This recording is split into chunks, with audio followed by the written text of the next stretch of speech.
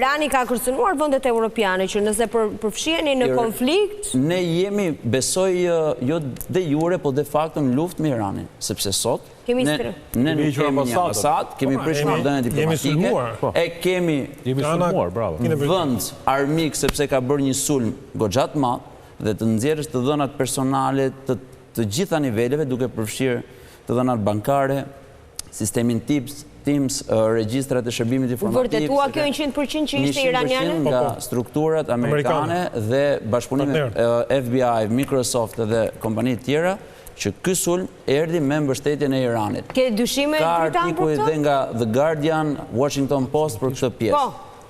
Prandaj pyeta është të vërtetuar 100%. Mund të jetë debat, gjithsesi në leximin tim për aq sa unë di, e di që është vërtetuar. Po pse intereson do Iranit që të nxirrte të gjitha ato dhëna të shqiptarëve? Sepse këtu ishin një grup personash që këto po bënin propagandë dhe sulm kundër regjimit atje. Dhe normalisht regjimi me të gjitha format e mundshme lufton aty ku mundet. Në këtë rast edhe në Shqipëri. Nuk ka pasur dëme të tjera, nuk ka pasur persona të dërguar për të bërë eliminime fizike, po ka pasur një sulm kibernetik nga Homeland Justice, që dëmet dhe pasojat ishin goxhat mëdha sepse identitetet e personave që janë zbuluar edhe sot janë problematik, sepse janë nxjerrë persona që punojnë për shërbim informativ shtetit, drejtorët policisë, emaile, janë të gjitha grumbulluar sepse është në harkun e 12 muajve një informacion i grumbulluar dhe i shfaqur hap pas hapu pastaj. Pra, ne në vetë e kemi një vend armik, por rrezikimi, siç e thash edhe më parë, besoj se është 0%. Për sa i përket pastaj, mënyra se si ne do të angazhohemi dhe si e shikoj unë prezencën e Shteteve të Bashkuara, Izraelit në Iran, mendoj që është, pra unë jam pozitiv, jam pro kësaj ndërhyrje, megjithëse SBA-t për vite ndërhyjnë në vendet e tjera, shkaktojnë ndonjëherë më shumë dëme se sa sjellin të mira, shikojmë Afganistanin, shikojmë Irakun, shikojmë vendet e tjera, edhe Siria sot po ka ato problematikat e veta, por gjithsesi fundi i regjimit duhet merret në fund, siç mori në 1979 dhe po të kujtojmë një ndër sociologët dhe njerëzit francezët më të shuar të asaj kohe, Michel Foucault, thoshte që ky revolucion do të sjellë zhvillim, do të sjellë demokraci, pra e besonte pjesën e vendosjes së ajatollave në 1979. Dhe unë në një të linjë them se një largim i një regjimi të tillë mund të jetë më shumë fitimprues për qytetarët, për vendasit, për personat që jetojnë brenda Iranit. Irani nuk është Kore.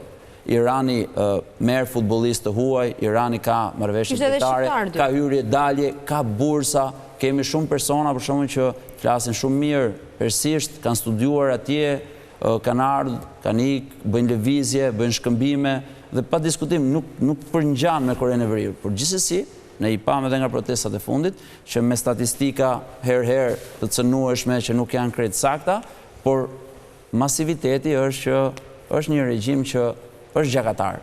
Dhe këto pasoja i ka lënë te populata. Dritan. Shiko, përsa i përket asaj pjesës që zoti Basha më akuzoi se gënjeva për punën. Jo, nuk thash se gënjeve. Thash unë bashkohem me analizën. Thash bashkohem analizën tënde dhe po t'jenë të gjithë komponentët të plotësuar, jemi në këtë pikë. Një pjesë nuk janë reale. Asun se kam vërtetën, unë bëjmë një analizë. Edhe unë po të përgjigjem. Nuk thash gënjeva, se gënjeva është... Mirë pra mirë, kur thua që thash gjëra jo reale, do me thënë gënjeva o shpifa, një nga dy, se tjetër s'ka, gjua shqipe këto dy fjalë ka. Fjallori gjuhë shqipe këto dy fjalë ka. Në rast se ka një fjalë tjetër më thuaj. Atëherë, dje New York Timesi, në faqet parë të gazetës, pra po t'jeni interesuar, mund t'june të ta shihni, thotë që edhe jep të 8 këta radarat që janë goditur, pra jep New York Timesi, nuk jep Dritani. Ju po thoni jo reale. Ndërsa sot e ka bërë Washington Post. Të njëjtën gjë në faqet parë të gazetës. Në rast se edhe ato gënjejnë, atëherë po edhe Dritani gënjen. Dhe në rast ato nuk janë reale, atëherë Dritani ka gjetur. Unë thash që Amerika nuk funksionon me një radar. Tashi unë po të them çfarë thon ata. Unë të them shumica e informacioneve të bëra publike që një pjesë e mirë e arsenalit ushtarak të Amerikës është shkatruar nga raketat iraniane, ndërkohë që Irani s'ka asnjë as vesh deri tani se nuk punon as sistemi ndërlidhjes. Atëherë duhet kemi një teknologjia. E keni gabim sepse më vjen keq. Nuk punon Amerika me një radar. Zoti Basha, më vjen keq që keni mbaruar oficerët jeni ushtarak dhe keni dalë jashtë logjikës së funksionimit të zinxhirit dhe hierarkisë komanduese në një ushtri. Atëherë duhet kemi një parasysh për sa kohë një vend arrin të lëshojë raketa dhe dronë dhe të godasë objektiv, do të thotë që këto ekziston në mënyrë perfekte, rrjeti komandues, zinxhiri komandues dhe hierarkia komanduese, sepse që të godasësh hotelet në Dubai? Jo, të gjitha bazat amerikane po goditen. Të gjitha pallatet në ambasada në Riyadh, konsullata në Dubai. Po, pra, këto janë objektiva. Nga 3.000 raketa ka goditur 7 objektiva, po normalisht se do t'i godasë dhe ai. Atëherë, unë e kuptoj, po duke qenë se jeni ushtarak e dini shumë mirë që zonja tha pak më parë që Irani ka ulur numrin, pra në fillim ishin goditet 100% raketa. Tashmë është ulur në 87%. Pse? Sepse në fillim godet me një sasi të madhe raketash në mënyrë që të mbingarkosh mbrojtjen kundërajrore të armikut. Dhe kur e mbingarkon, kjo mbrojtje kundërajrore harxhohet. Dhe në moment që harxhohet, pra harxhon këto raketa dhe siç e thatë edhe juve që për një raketë që godet duhen 2 raketa për të rrëzuar. Dakor? Pra dhe kur këto raketa harxhohen, ti krijon hapësira dhe më pas të nesme, pas nuk ke nevojë të lëshosh me 200 raketa, po lëshon 10 raketa ose 20 raketa sepse ke krijuar hapësira në këtë mbrojtjen kundërajrore. Prandaj numri i raketave bie. Prandaj janë lëshuar në fillim shumë e tash më pak. Kurse le të vim te numri i raketave, atëherë te numri i raketave në bazë të deklarimet të Pentagonit. Nga viti 1000 raketat pak 3 dhe THAAD, të cilat po përdoren aktualisht. Prodhimi i tyre ka filluar në vitin 2015 në Amerikë dhe i prodhon Rayertoni, vetëm Rayertoni askush tjetër.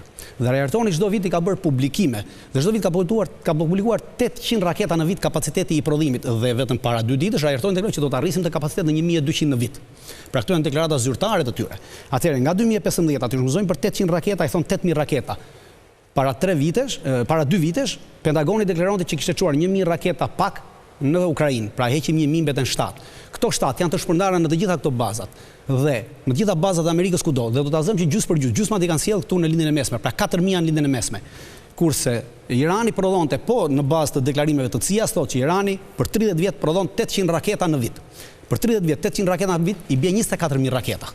Atëherë në rast se pra aktualisht kemi 4000 raketa në lindjen e mesme dhe për çdo një raketë që lëshon Irani, lëshojnë 2 raketa. Pra do me thënë që në rast se Irani lëshon 2000 raketa, ato 4000 raketa mbarojnë. Pra, kjo është logjik matematike të cilën dhe kur ju po thoni që janë pafundme dhe e vetmja raketa të mbaroj sistem Javelin. Të mbaroj pak, të mbaroj.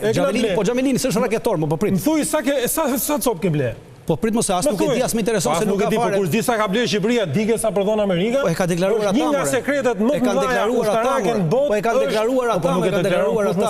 O sekret, nëse ka një shtet, një sekret, ka kapacitetet e mbrojtjes dhe të të mbaroj pak logjikën. Të vetmet raketa. Të vetëm presidenti i Shtetit Bashkuar të Amerikës. Po jo mos mund luajmë me këtë fjalë. Të vetmet raketa që ata kanë me shumicë, amerikanët prodhojnë janë GDAM-ja, ata po prodhojnë 28000 raketa në vit. GDAM e ka rrezën e goditur 120 kilometra dhe lëshohet vetëm nga avioni.